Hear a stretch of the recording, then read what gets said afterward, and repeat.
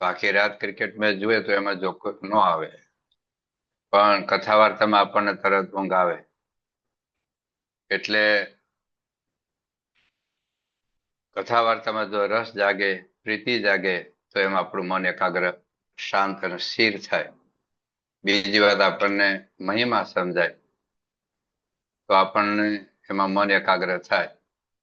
એવું કહેવામાં આવે કે અત્યારે હું એક મોબાઈલ નંબર બોલું છું, કોઈ ઓનેસ્ટલી એનું લખાણ નહીં કરવાનું, ખાલી યાદ જ રાખવાના.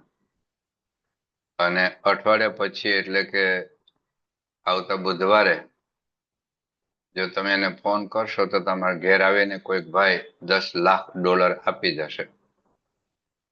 ભારતમાં હોય તો $10 લાખ આપી જાય. એક જ વખત હું નંબર બોલીશ, ધીમેથી બોલીશ, તમારે ખાલી સાંભળવાનું, લખવાનું નહીં. અને આવતા અઠવાડિયે બુધવારે સવારે 11 વાગે તમે ફોન કરશો તો 10 જ મિનિટમાં એક ભાઈ તમારા ઘેર આવી $10 લાખ, પાઉન્ડ કે રૂપિયા આપી જશે. તો એ વખતે આપણું મન એકાગ્ર થાય કે નહીં? એક્ઝેક્ટ આપણને એ નંબર યાદ રાખવા માટેનો પ્રયાસ કરીએ કે નહીં? એ વખતે આપણે જોકું આવે. આજુબાજુમાં કોઈ વાતો કરનાર હોય તો આપણે વાતો સાંભળીએ, કારણ કે આપણને મહિમા છે પૈસા. કે એક ફોન નંબર યાદ રાખવાથી અને કરવાથી આપણને $10 લાખ મળવાના છે. તો કાં આપણને રસ હોય તો આપણું મન એકાગ્ર થાય, અથવા તો એનો મહિમા સમજાય. તો આ 2 કલાકની કથા પછી આપણે એક પરીક્ષા લેવાના છીએ, ને એમાંથી જેને 90% ઉપર માર્ક મળે એને, ખાસ કરીને ભારતના લોકો માટે, અમેરિકન એમ્બેસી એવું કે તમને વિઝા આપી દેવામાં આવશે. એટલું જ નહીં, અહીંનું ગ્રીન કાર્ડ આપવામાં આવશે. એટલું જ નહીં, પણ અહીં તમને સિટીઝનશીપ આપવામાં આવશે જો 90% ઉપર માર્ક આવશે. તો 2 કલાકની કથા સાંભળતી વખતે આપણું મન કેટલું બધું એકાગ્ર થઈ જાય. કારણ કે એક તો અમેરિકા જવું અઘરું છે. ઘણા લોકો 1-1 કરોડ રૂપિયા એજન્ટ આપે છે. કોઈ મેક્સિકન બોર્ડરથી, કોઈ કેનેડાની બોર્ડર ઉપરથી પસાર થાય છે. ઘણાનું જીવન જોખમાઈ જાય છે. પરંતુ એમ છતાં લોકો અમેરિકા જવા માટેના પ્રયત્ન કરે છે. આ તો ખાલી પરીક્ષા આપવાથી અમેરિકનનો વિઝા નહીં, ગ્રીન કાર્ડ નહીં, પણ સિટીઝનશીપ મળવાની હોય તો કેટલી એકાગ્રતાથી આપણે કથા સાંભળીએ. તો અહીં તો આપણને મહારાજ અક્ષરધામનો વિઝા આપી દેવાનો છે.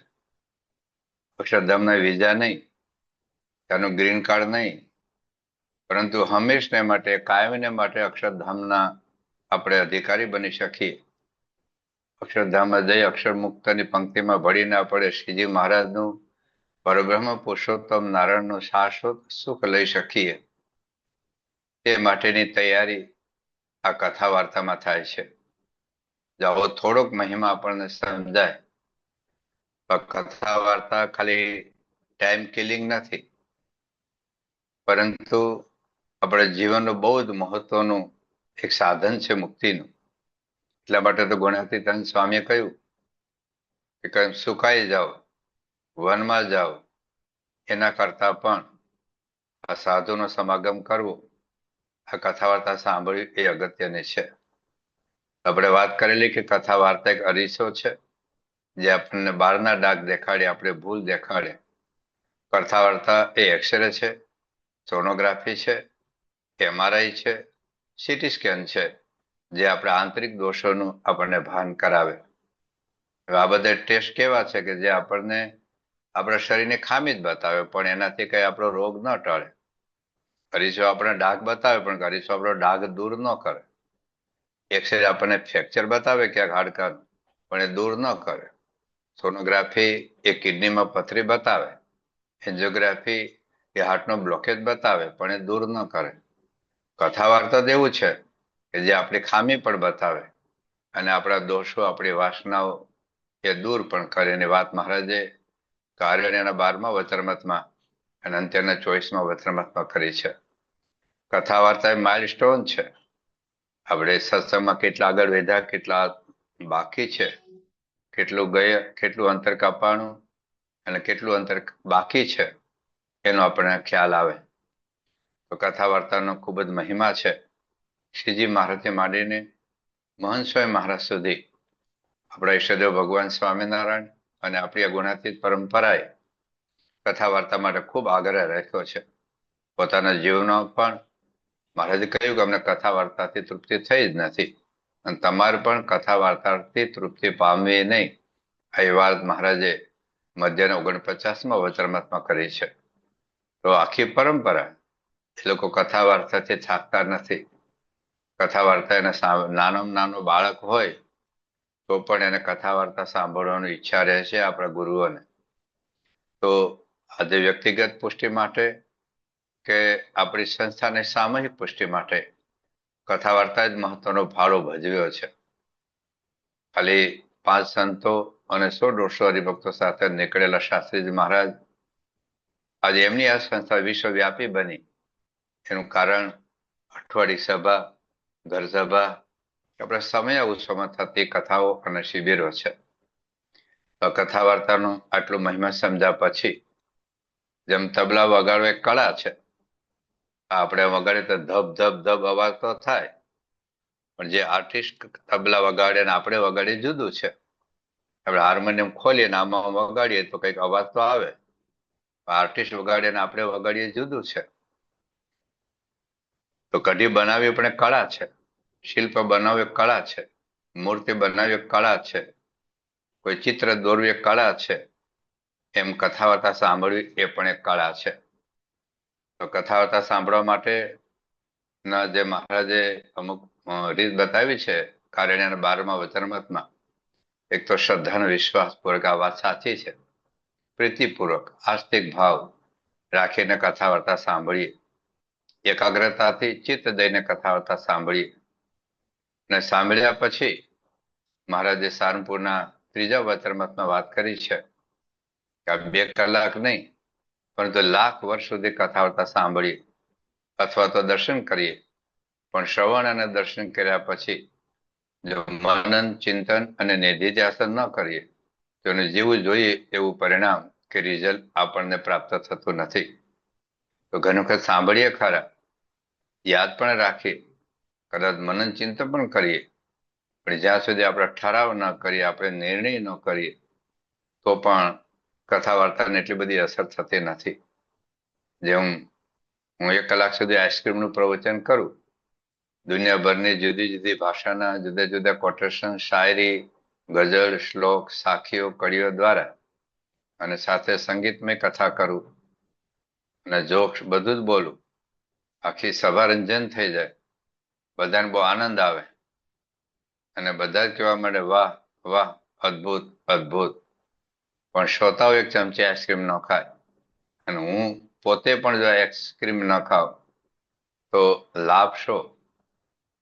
એમ કથા વાર્તા સાંભળ્યા પછી આઈસ્ક્રીમ ખાવાનો નિર્ણય થવો જોઈએ તો કંઈક લાભ થાય. હું કરોડ રૂપિયાનો મહિમા કહું કે કરોડ રૂપિયા આવે તો સારો બંગલો બને, સારી ગાડી આવે, સારો મોંઘો મોબાઈલ આવે, પણ જો કરોડ રૂપિયા કમાવાનો આપણે નિર્ણય ન કરીએ તો ખાલી કરોડ રૂપિયાનો મહિમા સાંભળવાથી કઈ લાભ થતો નથી. હા, એના કરતા ભગવાન મહિમા સાંભળીએ, સંતોનો મહિમા સાંભળીએ એ વધારે સારું છે. પરંતુ સાંભળ્યા પછી એક નિર્ણય કરવો પડે કે મારે ભગવાન ભજવા છે. જે રીતે આપણી ગુણાતીત ગુરુએ ભગવાન ભજ્યા છે, અત્યારે મહંત સ્વામી મહારાજ જે રીતે ભગવાનનું ભજન કરે છે, એમના જીવનમાં જે ધર્મ, જ્ઞાન, વૈરાગ્ય, ભક્તિ છે, એમના જીવનમાં જે દાસ ભાવ, દિવ્યતા, ગુણગ્રાહક દ્રષ્ટિ, સંબંધનો મહિમા છે, એવું જ બધું મારે પણ મારા જીવનમાં લાવવું છે. એવો કંઈક નિર્ણય આપણે કરીએ તો જ કથા વાર્તામાં આગળ વધી શકીએ. આપણે વચનામૃત મધ્યના 13મું નિરૂપણ આપણે કરી રહ્યા છીએ. એમાં આપણે આજે વાંચન કરીએ. સ્વામિનારાયણ હરે વચનામૃત ગરડા મધ્યનું 13મું તેજનું. સ્વામિનારાયણ 1878 શ્રાવણ વદ અમાવસ્યાનો દિવસ સ્વામી શ્રી સહજાનંદજી મહારાજ શ્રી ગઢડા મધ્યે દાદા ખાચરના દરબારમાં શ્રી વાસુદેવ નારાયણના મંદિરની ઓસરીએ ચાકડા પર વિરાજમાન હતા. ને ધોળો ખેત પહેર્યો હતો તથા ધોળી ચાદર ઓઢી હતી ને મસ્તક ઉપર શ્વેત ભાગ બાંધી હતી અને પોતાના મુખારવિંદની આગળ મુનિ તથા દેશ દેશના હરિભક્તની સભા ભરાઈને બેઠી હતી. આ વચરામત 1878ની સાલનું છે. શ્રીજી મહારાજ 1856ની સાલમાં ગુજરાતમાં આવ્યા. 1857માં એમણે દીક્ષા લીધી અને 1858માં એમણે સ્વામિનારાયણ મહામંત્ર આપીને આ સંપ્રદાયની સ્થાપના કરી. એટલે કે આ સ્વામિનારાયણ મંત્ર આપ્યા પછી 20 વર્ષ પછી મહારાજ આજે આપણને વાત કરવા માટે તત્પર થયા છે. આ વચરામત અમાવાસ્યાનું છે, અંધકારનું છે અને વચરામત મથાળું છે તેજનું. તો હજારો લાખો વર્ષોથી આપણા ઋષિ મુનિઓએ જે પ્રાર્થના કરી હતી કે તમસો માં જ્યોતિર્ગમય, અંધકારમાંથી હે ભગવાન તું મને પ્રકાશ તરફ લઈ જા. હા, બહારનો અંધકાર તો આપણે ઇલેક્ટ્રિસિટીની શોધ કરીને દૂર કર્યો, પણ જો અંદરનો અંધકાર છે એ અંધકાર અજ્ઞાનનો છે. તો મુક્તાનંદ સ્વામીએ કહ્યું કે જ્ઞાન વિના દુઃખ પાવત હે દુનિયા. દુનિયા દુઃખી છે એનું કારણ જ્ઞાનનો અભાવ છે. એટલે જ્ઞાન જ એ સુખનું સાધન છે. ભગવાન શ્રી કૃષ્ણ પણ ગીતામાં કહ્યું કે જ્ઞાનમ લબ્ધ્વા પરમ શાંતિમ અચિરેણ દિગચ્છતિ. જો જ્ઞાન પ્રાપ્ત થશે તો શાંતિ તાત્કાલિક પ્રાપ્ત થશે. તો એ જ્ઞાનની વાત શ્રીજી મહારાજ આ વચરામતમાં કરવાના છે કે જેથી કરીને આપણો અંતરનો અજ્ઞાનનો જે અંધકાર છે, માયાનો જે ઘોર અંધકાર છે એ દૂર થઈ શકે. અને મુક્તિનું સાધન એ જ્ઞાન જ છે. ઋતે જ્ઞાન ન મુક્તિ. મહારાજે લોયાના 7મા વચનામૃતમાં અશ્રુતિ મૂકી છે. આપણે ગયા વખતે વાત કરેલી કે સાધનામાં કેટલુંક ઉપયોગી છે, કેટલુંક આવશ્યક છે અને કેટલુંક અનિવાર્ય છે. જેમ બટેટાના શાકમાં એ ધાણા ઉપયોગી છે, પરંતુ મીઠું આવશ્યક છે, પરંતુ બટેટા અનિવાર્ય છે. હા, ધાણા વગર ચાલે પણ મીઠું આવશ્યક લાગે. આપણને થોડુંક મીઠું ઓછું પડે તો આપણે ઉપરથી મંગાવીએ છીએ, પરંતુ બટેટા વગર બટેટાનું શાક ન બને. ધાણા વગર બને, મીઠા વગર બને, પરંતુ બટેટા વગર જેમ બટેટાનું શાક બને જ નહીં, એમ પરમાત્માને જાણ્યા વગર, ભગવાનને ઓળખ્યા વગર, એમનું સ્વરૂપ સમજ્યા વગર મોક્ષ કોઈ કાળે ન થાય. વેદોમાં લખ્યું છે તમે એવ વિદિત્વાતિ મૃત્યુમેતિ નાન્યઃ પંથાઃ વિદ્યતે જનાય. તમ એવ વિદિત્વા અતિ મૃત્યુ એતિ નાન્યઃ પંથાઃ વિદ્યતે અયનાય. એટલે તમ એવ વિદિત્વા, ભગવાનને જ જાણીને આપણે મોક્ષનો માર્ગ પ્રાપ્ત થાય છે. એ વગર મુક્તિનો કોઈ ઉદ્ધાર નથી, કોઈ ઉપાય નથી. તો ગયા વખતે આપણે વાત કરેલી કે તપ ઉપયોગી છે. નાનાથી તપ કરીને ભગવાન રાજી થાય છે. ત્યાગ ઉપયોગી છે. એવી રીતે આત્મનિષ્ઠા પણ ઉપયોગી છે. એવી રીતે ધર્મ પણ ઉપયોગી છે. યોગ્ય સમાધિ પણ ઉપયોગી છે. પરંતુ એ બધા સાધનો એ એકડો કર્યા પછીની કિંમત છે. જેમ સો શૂન્ય સારા કરે પણ એક ન કરે જો આગળે, તે સરવાળો શાનો મેલશે કા કરે છે કાળ પકાગળે. તેમાં એ કરીને પરહરી બીજી કરે ચતુરાઈ કોટ. તે માથા પર જાલે માર્ગે જેમ જેમ જાલો તેમ કોટ. એકડો ન કરે 100 મીંડાની વાત કરે છે નિષ્કુળાનંદ સ્વામી, તો એને કોઈ કિંમત નથી. તો સાધનામાં એકડો ભગવાન છે. ગુણાતીતાનંદ સ્વામી પણ એ જ વાત લખી છે કે સ્વરૂપ નિષ્ઠા એકડો છે. સ્વરૂપ નિષ્ઠા એમને વરરાજાને ઠેકાણે વાત કરી. ગયા વખતે આપણે વાત કરેલી કે જાનૈયા ગમે એટલા મોંઘા ઘરેણા, ગમે એટલા મોંઘા કપડા, ગમે એટલા મોંઘા બધું એને વસ્ત્ર અલંકાર, બુટ ચપ્પલ મોજા બધું પહેર્યું હોય, અને વરરાજ જો સામાન્ય ડ્રેસમાં હોય, સફેદ લેંગો સફેદ જભો, પરંતુ કન્યા તો વરરાજાને મળે. તો આપણે પરમાત્માને વરવા નીકળ્યા છીએ, પરમાત્માને પામવા નીકળ્યા છીએ. ભગવાન આપણને તો વરે એ આપણું ઇન્ટરવ્યુ લેશે. જેમાં આજના જમાનામાં લગ્ન થવાના હોય, સગાઈ થવાની હોય, તો દીકરો ને દીકરી એટલે કે જેના લગ્ન થવાના છે એ યુવક અને યુવતી ભેગા થાય, એકબીજાનું ઇન્ટરવ્યુ લે. તમે શું ભણ્યા છો, કેટલું નોકરી છે, કેટલો પગાર છે, મકાન ભાડે છે કે નહીં, ઘરનું છે કે નહીં, ગાડી કઈ છે, આગળનું શું ભવિષ્યનું પ્લાનિંગ છે વગેરે. દીકરી પોતાની જિંદગી સોંપતા પહેલા આ બધો વિચાર કરે છે, બધા પ્રશ્નો પૂછે છે. એમ શ્રીજી મહારાજ આપણું ઇન્ટરવ્યુ લે. આપણે કઈક મહારાજ હું તો મહિનાના 7 ઉપવાસ કરું છું, મેં તો મહંત વ્રત પણ કર્યું છે, નિર્જળા ઉપવાસ કરું છું, એકાદશી જાગું છું. મહારાજ કે બહુ સારું. પણ મહારાજ પૂછે કે તમને મારા સ્વરૂપની નિષ્ઠા છે? મહારાજ હું ત્યાગ બહુ રાખું છું. ફાટલા તોટલા કપડા પહેરું છું, અઠવાડિયે ટાઢો જૂનો બાજરા રોટલો ખાવ છું, ફૂટપાથ ઉપર સુઈ છું, બહુ ત્યાગ રાખું છું. મારે કે ઘણું સારું કહેવાય, પણ મારા સ્વરૂપની નિષ્ઠા છે? તમે કે મહારાજ હું તો બધા જ નિયમ પાળું છું. ડુંગળી લસણ ખાતો નથી, હોટેલનું ખાતો નથી, પિક્ચરો જોતો નથી. મારા ગ્રહસ્થ અથવા ત્યાગી તરીકેના બધા જ નિયમોમાં અતિશય દ્રઢ છું. એક પણ નાની મોટી મેં આજ્ઞા સુધી લોપી નથી. મારાથી એ તો બરાબર છે, પણ મારા સ્વરૂપની નિષ્ઠા છે? કેમ કે મહારાજ હું તો સમાજ સેવા બહુ કરું છું. ગરીબોની સેવા એ ભગવાનની સેવા છે. સમાજ સેવા, માનવ સેવા એ પ્રભુ સેવા છે. મેં તો હોસ્પિટલ બાંધી ગરીબો માટે મફતમાં શિક્ષણ આપું છું. સમાજની કોઈ પણ તકલીફ આફતમાં હો તો પહોંચી જાઉં છું. આખી જિંદગી મેં સમાજ માટે ખર્ચી નાખી છે મહારાજ. મહારાજ કે એ તો બધું બરાબર છે, પરંતુ મારા સ્વરૂપની નિષ્ઠા છે? તમે કહો મહારાજ હું તો છે ને રોજ યોગાસન કરું છું, 2-3 કલાક હું યોગ કરું છું, પ્રાણાયામ કરું છું, ધ્યાન કરું છું, 3 કલાક મેડિટેશન કરું છું રાત્રે 3 વાગે ઉઠીને.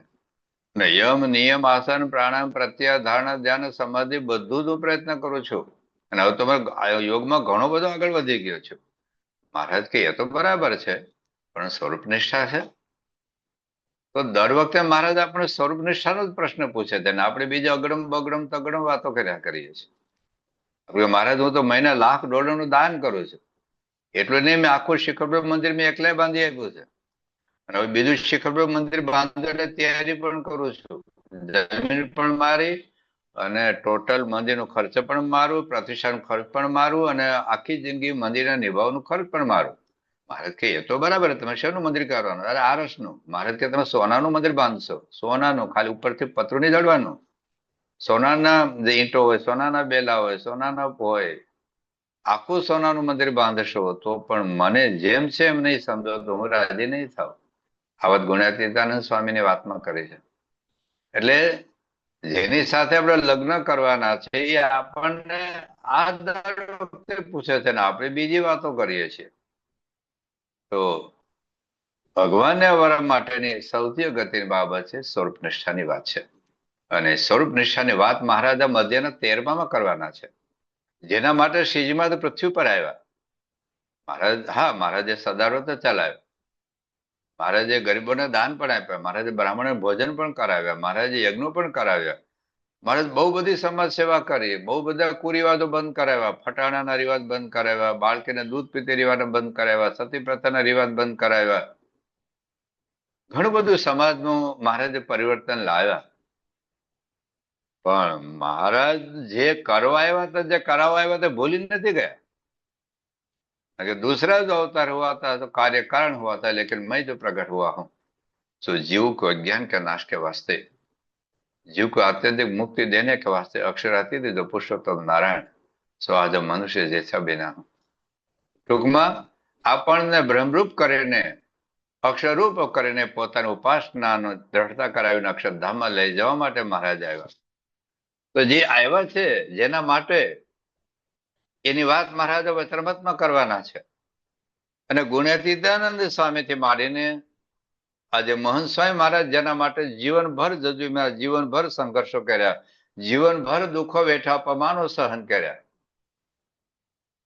જેના માટે મંદિરો બાંધ્યા, જેના માટે આ બધા યુવક મંડળ, બાળ મંડળ કે સંયુક્ત મંડળની સ્થાપના કરી, જેના માટે શિબિરો, જેના માટે ઉત્સવો, જેના માટે બધા રાહત કાર્ય છે, એ જ વાત મહારાજા વચરામૃતમાં કરવાના છે.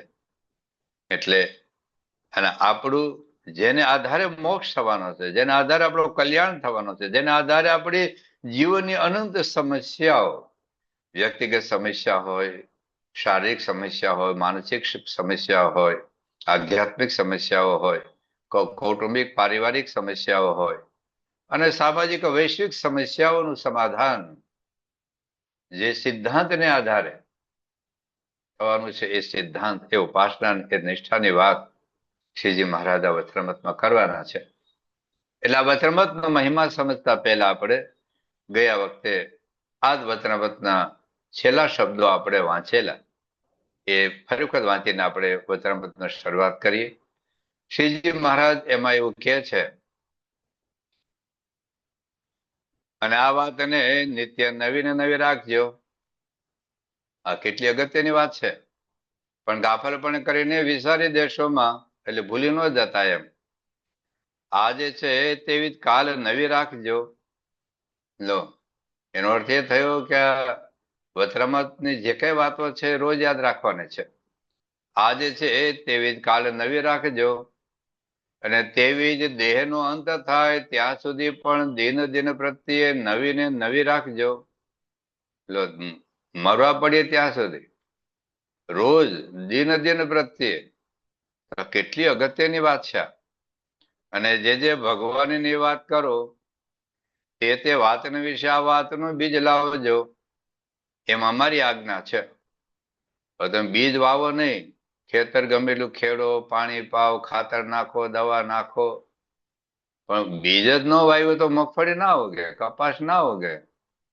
તો બી આ છે મહારાજના સ્વરૂપની વાત, ઉપાસનાની વાત, નિષ્ઠાની વાત. આજે ઘણી વખત કથા વાર્તામાં ધ્યેયની સ્પષ્ટતાની વાતો ચાલતી હોય, પુરુષાર્થની વાતો ચાલતી હોય, કૌટુંબિક જીવનની વાતો ચાલતી હોય, સુખ નથી, ભગવાનમાં સુખ છે, બધી વાતો ચાલતી હોય, મનુષ્ય દેહની દુર્લભતાની વાતો બહુ ચાલતી હોય, તો સારું છે. મનુષ્ય દેહની દુર્લભતાની વાતો કરીએ, અથવા તો સત્સંગના મહિમાની વાતો કરીએ, પુરુષાર્થની વાત કરીએ, આત્મવિશ્વાસની વાત કરીએ. ઘણા બધા મોટિવેશનલ પ્રવચનો આખી દુનિયામાં ઓછા નથી થતા. જગતમાં સુખ નથી, ભગવાનમાં સુખ છે. ભલે ભગવાનની વાત નથી, પણ જગતમાં સુખ નથી તો આખી દુનિયાને ખબર છે, પોતાનો જાત અનુભવ છે. તો આપણે જ્યાં સુધી એ જ વાત કર્યા કરીએ, પણ જે આ બધી વાત ભલે બધી જ કરીએ, પણ જે વાતનું બીજ ન વાવીએ તો પછી ન સાંભળનારનું કલ્યાણ થાય, ન બોલનારનું કલ્યાણ થાય. એટલે તો માટે મહારાજે વર્તાલના 12મા વચરામૃતમાં એક ગજબની વાત કરી છે. એમાં શ્રીજી મહારાજ કહે છે કે જેને ભગવાનનો નિશ્ચય નથી, એ ભાગવત અથવા ગીતાની કથા કરે ને એવા બધા ગ્રંથોની કથા કરે, પણ ન એનું કલ્યાણ થાય, ન સાંભળનારનું કલ્યાણ થાય. પણ મહારાજ એવું કહે છે કે મૂળગું ભૂંડું થાય. મૂળગું ભૂંડું થવાની વાત લખી છે. દૂધનું દ્રષ્ટાંત આપ્યું છે કે દૂધ તો સારું જ છે, સંપૂર્ણ ખોરાક છે, પરંતુ એમાં ઝેરનું ટીપું પડી જાય તો દૂધમાં રહેલા પ્રોટીન હોય, કાર્બોહાઈડ્રેટ્સ હોય, વિટામિન્સ હોય, બધું સારું છે શરીર માટે. પણ એક ઝેરનું ટીપું, સાયનાઇડ હોય, પોટેશિયમ સાયનાઇડ, એક ટીપુડી ડોક્ટર સ્વામીની ભાષામાં, તો બધું દૂધ ઝેર બની જાય. તો ભાગવત ખોટું નથી, રામાયણ ખોટું નથી, ગીતા ખોટી નથી. ઘણા વચનાબદ્ધની કથા કરતા હોય, સાંપ્રદાયિક ગ્રંથોની કથા થતી હોય, પણ જે ભગવાનની વાત કરવાની છે એ સાઈડમાં રહી જાય, એ બાજુમાં રહી જાય. સર્વધર્મ સંભાવની વાતો ચાલ્યા કરે, સંવાદદાતાની વાતો ચાલ્યા કરે, પરંતુ આપણે ઈષ્ટદેવનો જે મહિમા સમજવાનો છે, આખી દુનિયા ન સમજે તો કઈ વાંધો નહીં, આવતા જન્મે, પછીના જન્મે, લાખ જન્મે, કરોડ જન્મે, પરંતુ આપણે તો સમજવું જ પડે. એટલા બીજ લાવવું પડે. અને આ વાર્તા તો એવી જીવનધાર છે જે દેહ રહે ત્યાં સુધી પણ નિત્ય પ્રત્યે કરવી. લો, નિત્ય પ્રત્યે કરીએ. આપણે રોજ રાજકારણની વાતો કરીએ, ક્રિકેટની વાતો કરીએ, ફૂટબોલની વાતો કરીએ, ધંધાની વાતો કરીએ, પરિવારની વાતો કરીએ, કોને શું કર્યું, કોને શું ન કર્યું, આખા જગતના ન્યાયાધીશ બનીને આપણે દુનિયાની ચર્ચાઓ કરી. આમ નહોતું કરવું ને આમ કરવા જેવું હતું ને આમ કેમ કર્યું ને આમ કેમ ન કર્યું. દુનિયાના આપણે જમાદાર થઈને, દુનિયાના ન્યાયાધીશ થઈને આપણે દુનિયાની વાતો કરી, સંસ્થામાં શું ચાલે છે, શું કરવું જોઈએ, શું ન કરવું જોઈએ. આ બધી જ વાતો ચર્ચા આપણી હોય છે.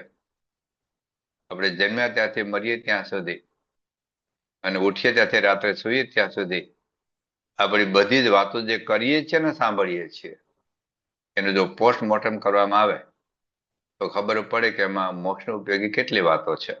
આ ધંધાની વાતો કરવી પડે, કુટુંબના પરિવારની વાતો કરવી પડે, કે ખરીદવું હોય, કંઈક વેચવું હોય, દીકરીને ક્યાં ભણાવવા, ક્યાં પરણાવવા, એ બધી વાતો કરવી જ પડે. એમાં કોઈ પ્રશ્ન નથી.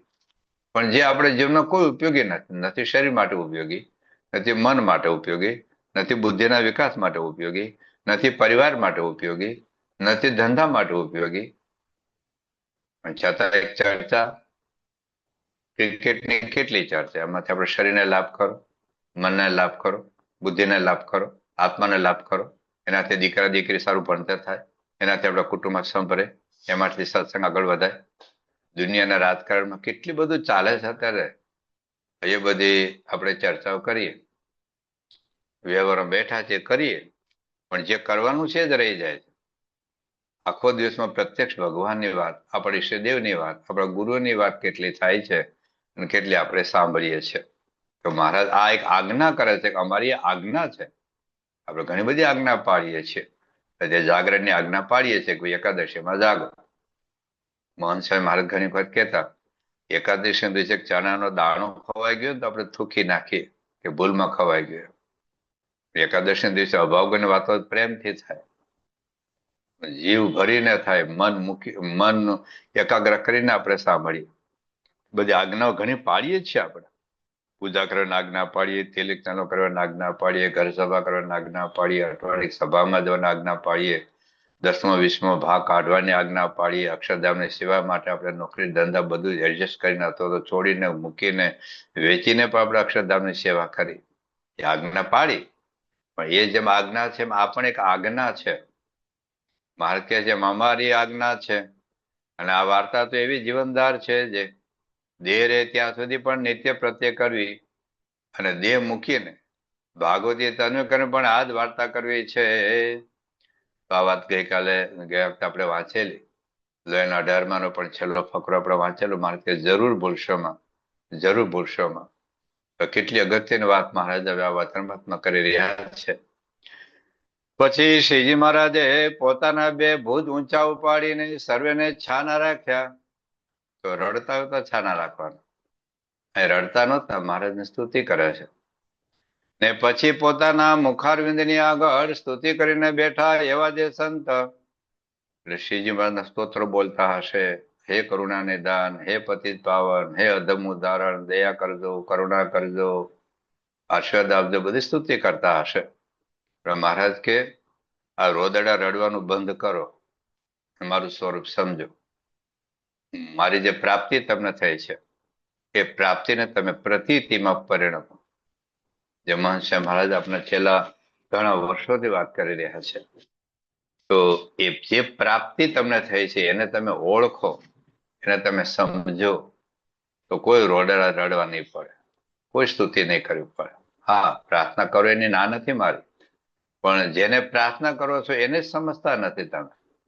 એટલા માટે મહારાજ આગળ કહે છે, અને એવા જે સંત તે પ્રત્યે શ્રીજી મહારાજ એમ બોલતા વાજે, હે સંતો જે મોટેરા મોટેરા હો ને વાતમાં સમજતા હો તે આગળ બેસો. બસ આના ઉપર જ આજે આપણે વાત કરવાના છીએ. મહારાજ કહે છે કે જે મોટેરા મોટેરા હો. તો મોટેરાની વ્યાખ્યા આપણે ઘણી બધી છે. લૌકિક વ્યવહારમાં પણ ગામના સરપંચ કરતા તાલુકા પંચાયતનો પ્રમુખ મોટો હોય, જિલ્લા પંચાયતનો પ્રમુખ એના કરતા મોટો, ગુજરાતનો મુખ્યમંત્રી એના કરતા મોટા, વડાપ્રધાન એના કરતા મોટા, રાષ્ટ્રપતિ કરતા મોટા. એમ તમારા દેશમાં તમારી પરંપરા પ્રાણ હશે, સત્તાની દ્રષ્ટિએ મોટા. અથવા પૈસાની દ્રષ્ટિએ કોઈની પાસે 1000 રૂપિયા હોય એના કરતા લાખોપતિ મોટો ગણે, લાખોપતિ કરતા કરોડપતિ મોટો ગણે, એના કરતા અબજોપતિ મોટો ગણે. આખી દુનિયામાં પૈસા નંબર 1 કોણ છે એની ચર્ચાઓ દેશભરમાં વિશ્વભરમાં દર વર્ષે થતી હોય છે કે આ વર્ષે આનો પહેલો નંબર આવ્યો. એવી રીતે સત્તાની દ્રષ્ટિએ, સંપત્તિની દ્રષ્ટિએ, કોઈ કળાની દ્રષ્ટિએ, કોઈ તમે ક્રિકેટરમાં આગળ હોય, કોઈ ફૂટબોલમાં આગળ હોય, વોલીબોલમાં કોઈ આખી દુનિયામાં નંબર 1 હોય, કોઈ પેઇન્ટિંગમાં, કોઈ ચિત્રકામમાં, કોઈ શિલ્પમાં, કોઈ તબલચી કોઈ સારો હોય, કોઈ સંગીતકાર સારો હોય, કોઈ ડાન્સર સારો હોય, તો એને આપણે લોકો સેલિબ્રિટી જ કહે છે. મોટા એટલે સેલિબ્રિટી. એટલે એનો મહિમા લોકોને બહુ હોય એક્ટર એક્ટ્રેસ. એમાં પણ જે સર્વોપરી હોય, સૌથી શ્રેષ્ઠ હોય, જેનું નામ હોય, એને આપણે મોટા ગણીએ છીએ. અધ્યાત્મ માર્ગમાં પણ સત્સંગમાં પણ આપણે કોઈ સામાન્ય સત્સંગ હોય પણ એમાંથી મંડળ સંચાલક હોય, કોર્ડિનેટર હોય, નિર્દેશક હોય, સંયોજક હોય, સંતોમાં કોઈ કોઠારી હોય, ભંડારી હોય, મહંત હોય, અથવા તો સંત નિર્દેશક હોય, તો આ બધી એક વ્યવસ્થા માટેની મોટપ છે. એ મોટપ ખોટી નથી, પરંતુ મહારાજની મોટપની વ્યાખ્યા જ સાવ જુદી છે. મારે તો ગજબની બધી વાતો કરે છે મોટપની. એ મોટપ આપણે સમજવી પડે. હા, લૌકિક મોટપની પણ મહારાજે ના નથી પાડી. મહારાજ કહ્યું કે લૌકિક રીતે મોટો હોય એને આગળ બેસાડવું, એનું માન સન્માન કરવું, એનું અપમાન ન થવા દેવું. આવી વાત મહારાજે વચનવાતમાં કરી છે. વચનના 61માં વચનવાતમાં આ વાત કરી છે. પણ મોટો કોણ કહેવાય? આપણે ઘણી બધી વીઆઈપી પાઠ લઈને ફરતા હોય, વીઆઈપી વ્યવસ્થા ભોગવતા હોય, અને દર વખતે આપણે ટ્રસ્ટી હોઈએ અથવા તો સંયોજક નિર્દેશક હોઈએ, સંતોમાં પણ કોઈક મોટેરા હોય, તો બાપાને હાર કરવાનો લાભ મળતો હોય તો એ સારું છે. પરંતુ મહારાજ કોને મોટો કહે છે? શ્રીજી મહારાજ પ્રથમ 31માં વચનામૃતમાં એવું કહે છે કે જેના આજ્ઞા અને ઉપાસના, નિશ્ચય, પ્રત્યક્ષ ભગવાનનો નિશ્ચય અને આજ્ઞા, એ બે જેના અતિ દ્રઢ હોય એ આપણા સત્સંગમાં મોટો છે. એવી વાત મહારાજે પ્રથમ 31માં વચનામૃતમાં કરી છે. સાવ ગરીબ હોય, આઠાને દાન ના આપતા હોય, પણ છતાં જો નિષ્ઠા બરાબર હોય, આજ્ઞા બરાબર હોય, તો સત્સંગમાં એ મોટો છે. આપણને રોબિન શૂરીજ અક્ષરધામ ઉદઘાટન વખતે એક પ્રસંગનું સ્ક્રિપ્ટ રજૂ થઈ હતી. એમાં આપણા હર્ષદભાઈ જોશી ડોક્ટર બરોડાના આપણી હોસ્પિટલના એ નિયામક હતા. એ વખતની એમને એક વાત એ હતી કે એની પાસે ગરીબ ભક્ત આવ્યા, ફાટલા તૂટલા કપડા હતા, પગ એને કંઈક દુખાવો હતો, અને જોયું કે આમને તો ગેંગ્રીન થયું છે, એટલે કે પગ તમારે કાપવો પડશે. એટલે પેલા તો સાવ ગરીબ હતા કે સાહેબ કેટલું ખર્ચ થાય? તો ઓપરેશન, દવાનો અને હોસ્પિટલના બધા ખર્ચા થાય તો 1.5-2 લાખ રૂપિયા થાય. મારી પાસે તો રૂપિયો નથી ભાઈ સાહેબ, હું તો દુઃખ ભોગવી લઈશ પણ મારા ઓપરેશન થાય એવું નથી. તે વખતે કોઠારી હતા પૂજ્ય રાજેશ્વર સ્વામી. એટલે હર્ષદભાઈ એમને ફોન કર્યો, સ્વામી ગરીબ ભક્ત ગરીબ આવ્યા છે અને પગ કાપવો પડે એવો છે ગેંગ્રીનમાં, જો નહીં અત્યારે કાપીએ તો આગળ સડો વધતો જાય ને પછી આખે હાથર સુધી કાપવો પડે. એટલે પૂછ્યું કોણ છે? કે ભાઈ છગન કે છે ઠીકરિયાનો. છગન છે ઠીકરિયાનો? તો કે હા. ઉભારો મારે તો પ્રમુખ સમાજને પૂછવું પડશે. એટલે સીધું બાપાને ફોન કર્યો કે સ્વામી આ છગન છે ને એમને આ પગનું છે ને ઓપરેશન કરવું પડશે, ગેંગ્રીન થયું છે, તો આપણે શું કરીશું? એમ કે હું ફોન મૂકી દઉં, હું વાત કરું આગળ. તો સ્વામીએ સીધું હર્ષદભાઈ જોશીને ફોન કર્યો કે આપણે છગન આવ્યો છે? તો કે હા. કે શું કરાવવું પડે? એમ કે પગ આપવો પડે એમ છે. કે વાંધો ને ઓપરેશન કરી નાખ, પણ મોટા સદગુરુ સંતો આપણી હોસ્પિટલમાં આવ્યા હોય, ડોક્ટર સ્વામી, મહંત સ્વામી, ત્યાગલ સ્વામી, કોઠાર સ્વામી, ઈશ્વર સ્વામી, વિવેક સાગર સ્વામી, એવી રીતે તારે એની ટ્રીટમેન્ટ કરવાની છે. ઓપરેશન કોઈ સદગુરુ સંતોન કરતા હોય એવી રીતે.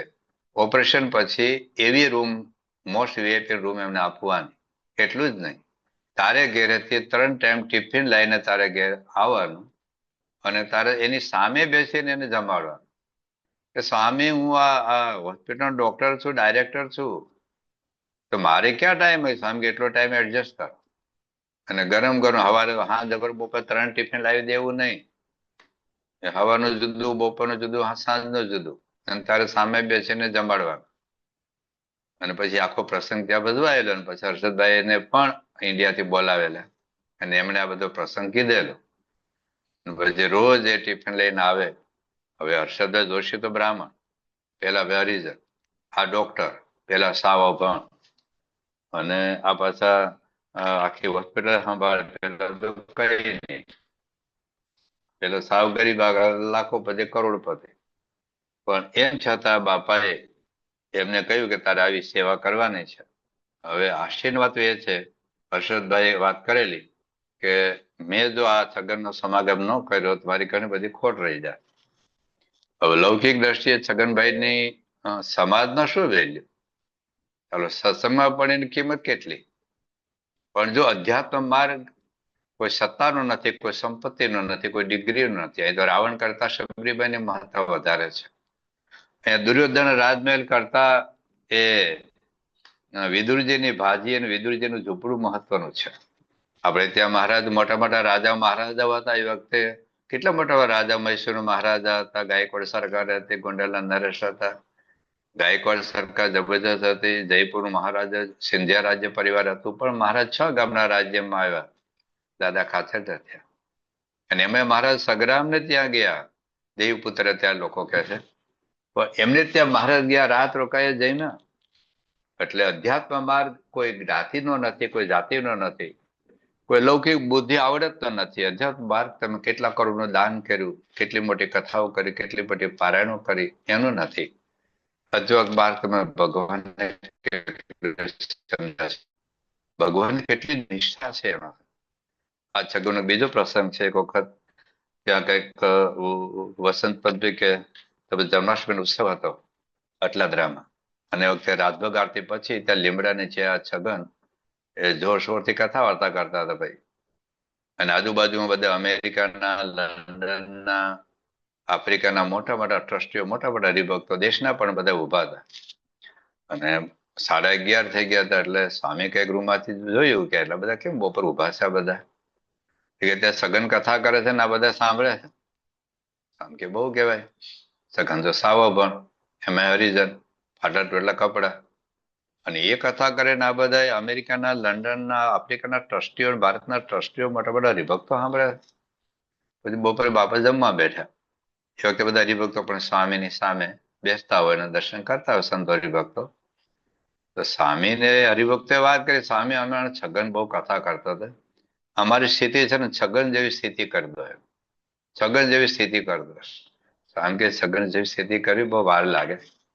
પણ વાત આપણે એટલી કરીએ છીએ કે શ્રીજી મહારાજ આપણને એવી એક અદ્ભુત સાધના બતાવે છે કે તમે જ્યાં હો, જે કરતા હો, અધ્યાત્મ માર્ગમાં. અને મહંત સ્વામી મહારાજે બહુ સ્પષ્ટતા કરી આપી સત્સંગ દિશા ગ્રંથમાં, કે ત્યાગી હોય કે ગ્રહસ્થ હોય, ગ્રહસ્થમાં કોઈ બ્રાહ્મણ હોય, ક્ષત્રિય હોય, વૈશ્ય હોય, શુદ્ર હોય, કોઈ જ્ઞાતિ જાતિનો ભેદભાવ નથી. એવું નહીં, સ્ત્રી અને પુરુષમાં કોઈ ભેદભાવ નથી. ભલે આપણા સંપ્રદાયમાં બહેનો મર્યાદા પ્રમાણે સંતોથી દૂર રહે, પરંતુ આ બહેનોમાં હજારો સ્ત્રીઓ એવી છે જેને આધ્યાત્મિક સ્થિતિ ઊંચે મોટા સદગુરુ સંતો જેવી છે. ઘણા સંતો કરતા પણ આધ્યાત્મિક સ્થિતિ એમની ઊંચી છે.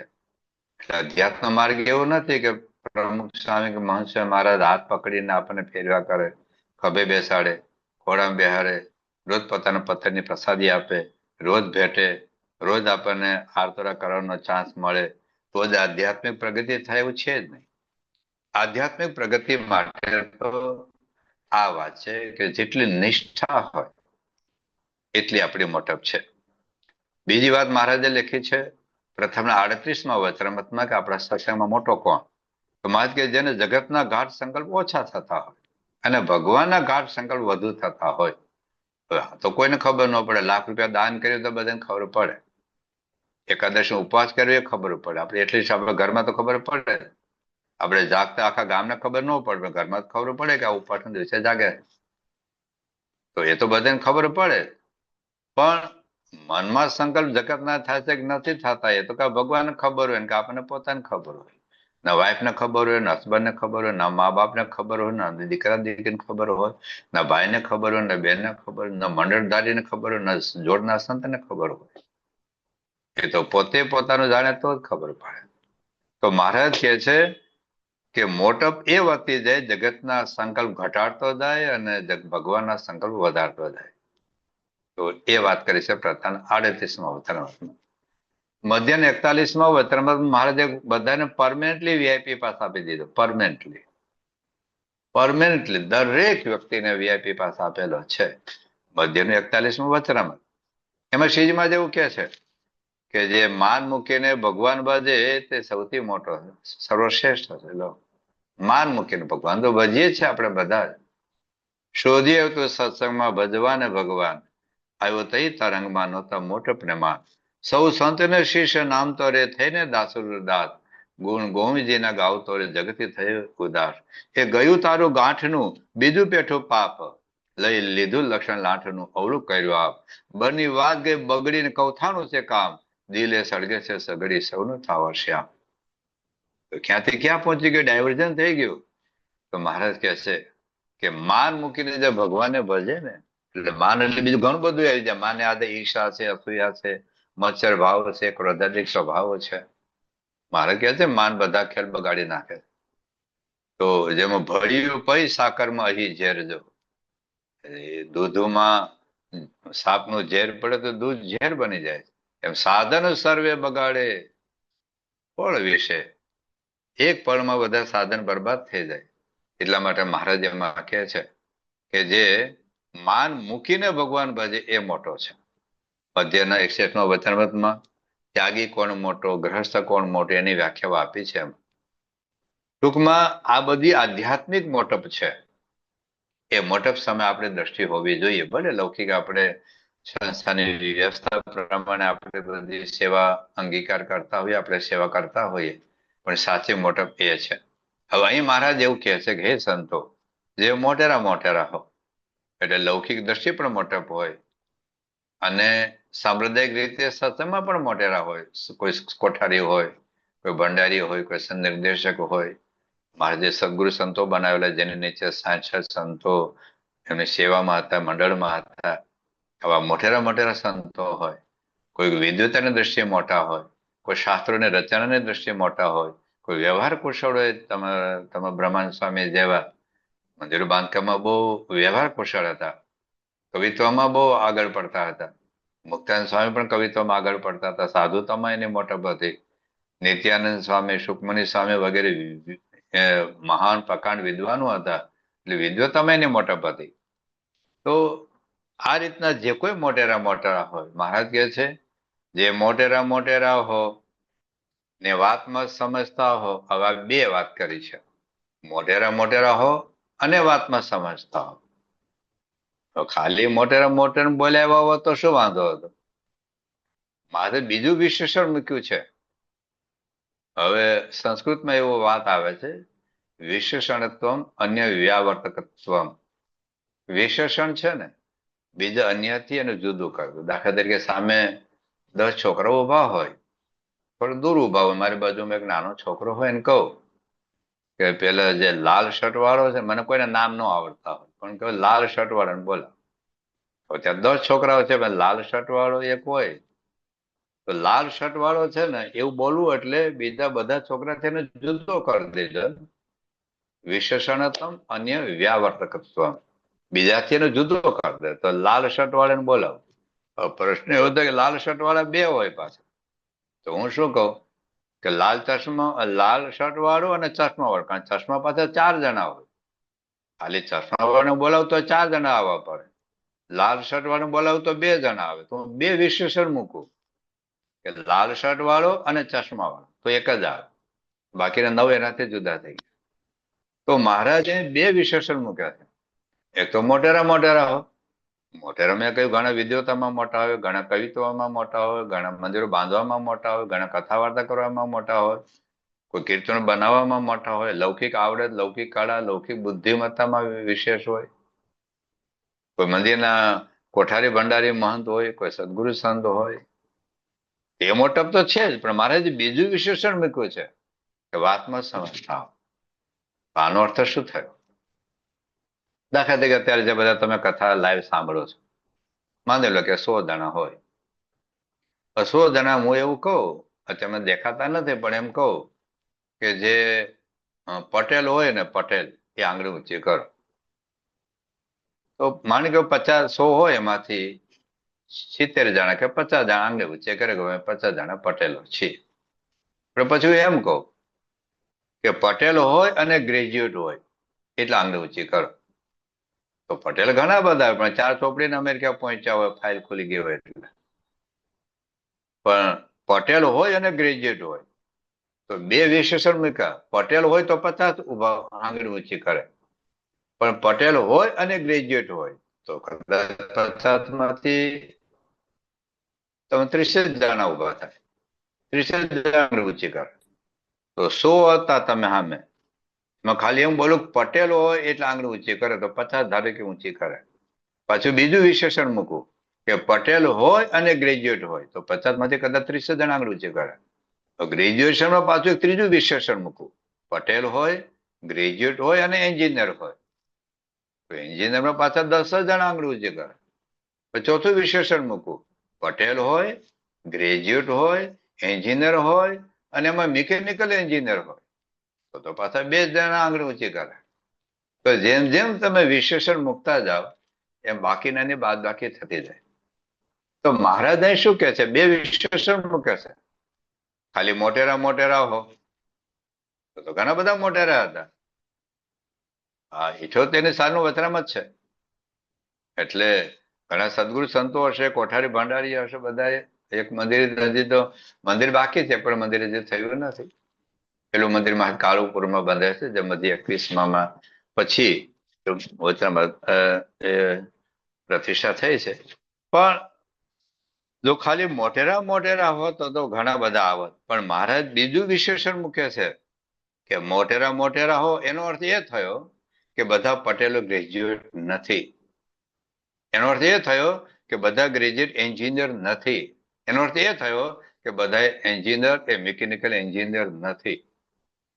મિકેનિકલ એન્જિનિયર ધારે કે 2 જણા હોય, એમાં કહું જેને ગોલ્ડ મેડલ મેળવ્યો એ આંગળી ઊંચી કરો તો બધા મિકેનિકલ એન્જિનિયરને ગોલ્ડ મેડલ ન પણ મેળવ્યો હોય.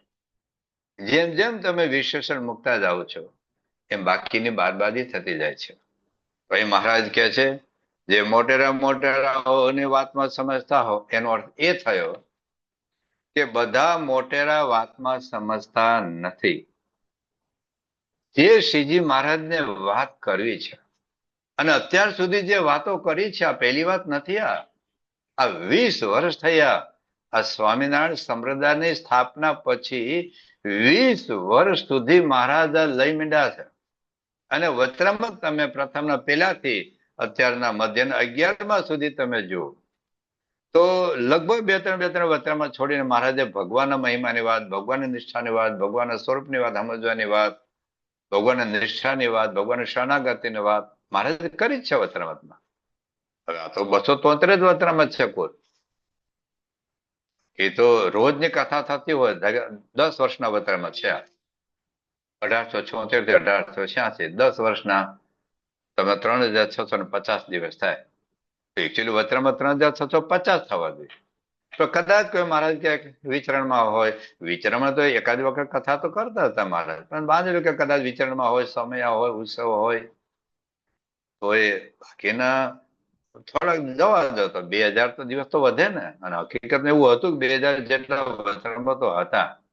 હવે એમાંથી આ સિલેક્ટેડ થયેલા વચરામૃતો એમાં પણ આટલી બધી મહારાજે વાતો કરી હોય એટલું જ નહીં, મહારાજે ઐશ્વર્ય બતાવ્યું છે, મહારાજે સમાધિ પ્રકરણ બતાવ્યું છે, અનંત અવતારો અને મહારાજમાંથી પ્રગટ થતા અને મહારાજમાં લીન થતા એમણે આ જે દિવસે સ્વામિનારાયણ મંત્ર આપ્યો એ જ દિવસે સમાધિ પ્રકરણ શરૂ કરાવ્યું છે. આટલી બધી વાતો, આટલું બધું ઐશ્વર્ય, આટલું બધું સામર્થ્ય બતાવ્યા પછી પણ સમજતા ન હોય.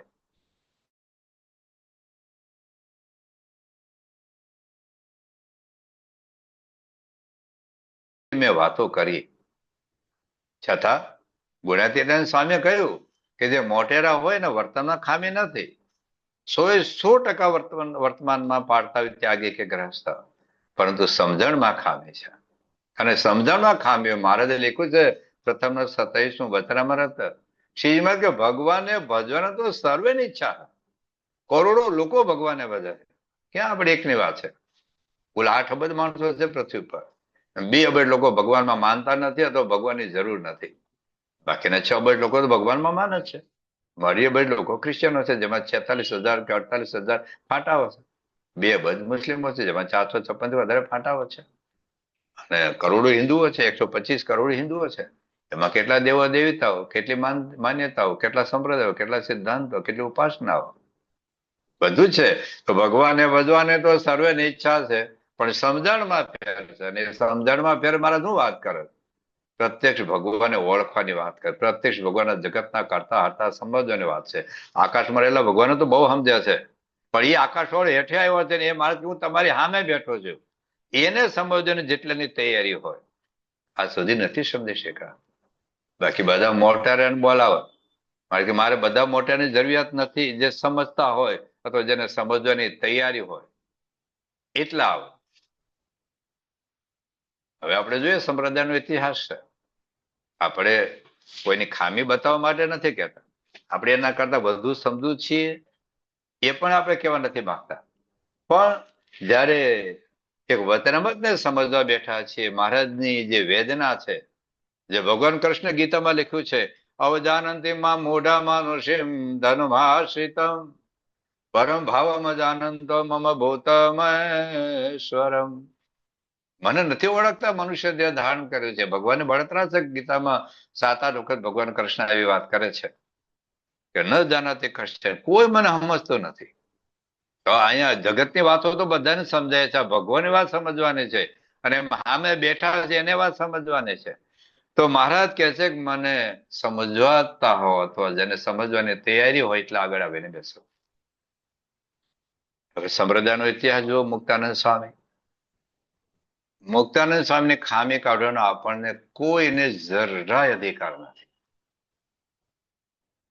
મુક્તાનંદ સ્વામી જેટલું જ સમજતા એના કરોડોના ભાગમાં આપણે સમજતા નથી. કારણ કે એ સમજવાની સાથેનું વર્તન પણ હતું. આપણે ઘણી વખત સર્વોપરી શ્રીજી મહારાજને કહીએ, મને એવું કે આજના બટાટા સર્વોપરી હતા એવું કહીએ. ભગવાનની વાતો કરે પણ હારવાર બીજું બધું ચાલતું હોય છે. ડુંગળી લસણ ચાલતી હોય ને હોટેલનું ચાલતું હોય. પાછું મહારાજ મને સર્વોપરી નિષ્ઠા થઈ ગઈ છે. આજે સર્વોપરી ભગવાન મહંત સ્વામી દ્વારા સાક્ષાત પ્રગટ છે. બોલવું અને વર્તવું જુદી બાબત છે. મત્સ્યંદ સ્વામી કહેતા કે વાતોડિયો નિશ્ચય હોય. 10-10 કલાક હું મહંત સ્વામીનો મહિમા કહું, 10 વર્ષ સુધી નહીં, 60 વર્ષ સુધી, છતાં મને મહંત સ્વામીની નિષ્ઠા ન પણ હોય.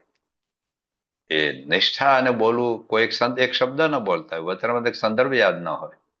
આ છગન હરિજનને પૂછો અને કયા વચનમાં ખ્યાલ હતો? અને હવે એક નથી, હજારો હશે ભારતમાં, દુનિયાભરમાં હજારો હશે, જેને કોઈ શાસ્ત્રનું જ્ઞાન નથી. શબરીબેન કયું જ્ઞાન હતું શાસ્ત્ર પર? રામને ઓળખી લીધા. રાવણ તો મહાવિદ્વાન હતો, પંડિત હતો, વેદ ઉપર ભાષ્ય લખેલું, છતાં રામની સામે મોરચો માંડેલો. ગોપીઓ કયા શાસ્ત્રો ભણેલા? ભગવાન કૃષ્ણને ઓળખી લીધેલા. એ વખતે ઘણા બધા ઋષિ મુનિઓ હતા જે શાસ્ત્રોના જાણકાર હતા, પણ નિષ્કાળ સ્વામી લખ્યું છે, એ જ જ્ઞાની એ જ તત્વવેતા, જેણે પ્રગટ પ્રભુને પેખિયા, તે વિના રખે જ્ઞાની ગણો, જેણે હરિ નયને નથી દેખિયા. પ્રત્યક્ષ ભગવાનને જોયા નથી, જોયા તો ઓળખ્યા નથી, એ જ્ઞાની નથી. તો શ્રીજી મહારાજ કહે છે કે આજે જે મારે વાત કરવી છે એ કોણ સમજે છે, કોને સમજવાની તૈયારી છે?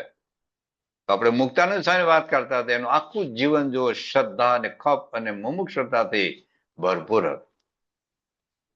આખા જીવન ચરિત્રની વાત આપણે નથી કરવા માંગતા, પણ એક બ્રહ્મચર્ય ન પાડી શકાય એના માટે આત્મહત્યા કરવાની તૈયારી કરી. કેટલા ગુરુની શોધમાં નીકળ્યા, છેવટે રામાનંદ સ્વામી મળ્યા. રામાનંદ સ્વામી મળ્યા પછી દીક્ષા લઈને પ્રથમ પંક્તિના સંત હતા. મહારાજ કરતા 23 વર્ષ મોટા હતા અને મહારાજ નીલકંઠ વર્ણિ રૂપે લોજમાં આવ્યા અને મુક્તાનંદ સ્વામીને પૂછ્યા વગર ફટ ફટ ફટ બધા નિર્ણયો કરવા માંડ્યા. ગોખલો બંધ કરાવ્યો, ભાઈઓ ભાઈઓની સભા જુદી કરીને મુક્તાનંદ સ્વામી ભલે આજથી નીલકંઠનું તિલ ચાલુ થયું છે લોજમાં. હકીકતમાં રામાનંદ સ્વામી પછી પોતે જ ગુરુને લાયક હતા, પણ સજેશન એમણે કર્યું કે આ સહજાનંદ સ્વામી જ ગુરુ થવાના લાયક છે.